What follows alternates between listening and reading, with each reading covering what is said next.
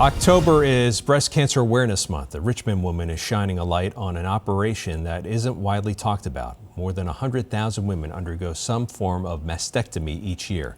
That's according to Brigham and Women's Hospital in Massachusetts. It's a surgical procedure that involves removing all or part of the breast tissue, and it's typically done to treat or prevent breast cancer.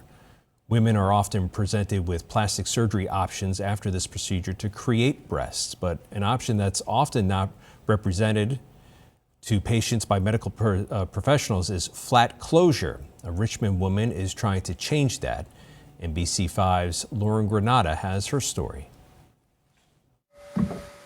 Lisa Taft-Sylvester used to walk in fear of the threat breast cancer had on her life. I have a BRCA2 gene mutation, which is one of the more well-known gene mutations that puts people at high risk for breast cancer. So in 2021, she made the decision to remove the threat and undergo a double mastectomy. The very next question you're asked is, how do you want to rebuild yourself? Lisa was presented with breast implants and reconstruction options, which she had concerns about over the risk and recovery involved. I was looking to mitigate my risk without adding complexity.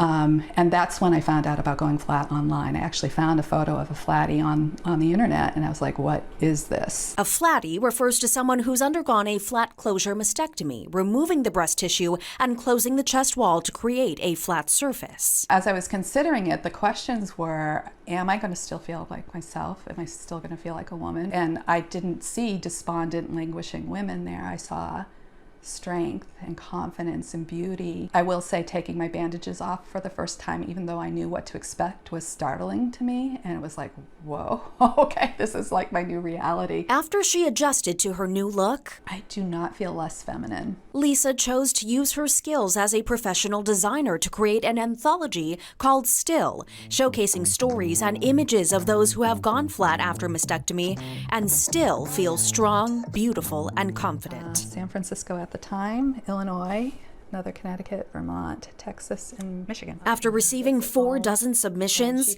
Lisa and her team, made up of photographers, a stylist, and another designer, chose 12 people from all over the country.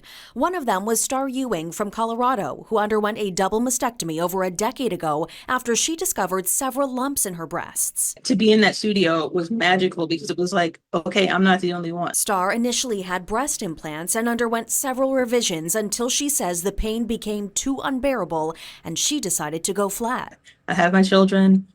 I did the things I need to do with them. I need to save my own life to be here for my children. Star hopes this project raises awareness of the obstacles people face accessing flat closure. Doctors can have access to exactly what these women are speaking of. If they don't have the words or they're too afraid to say it out loud, they can just bring this pamphlet with them to their doctors and say, this is what I want. Informing and proving. Femininity isn't tied to breasts. It's more than that. In Richmond, Lauren Granata, NBC5 News.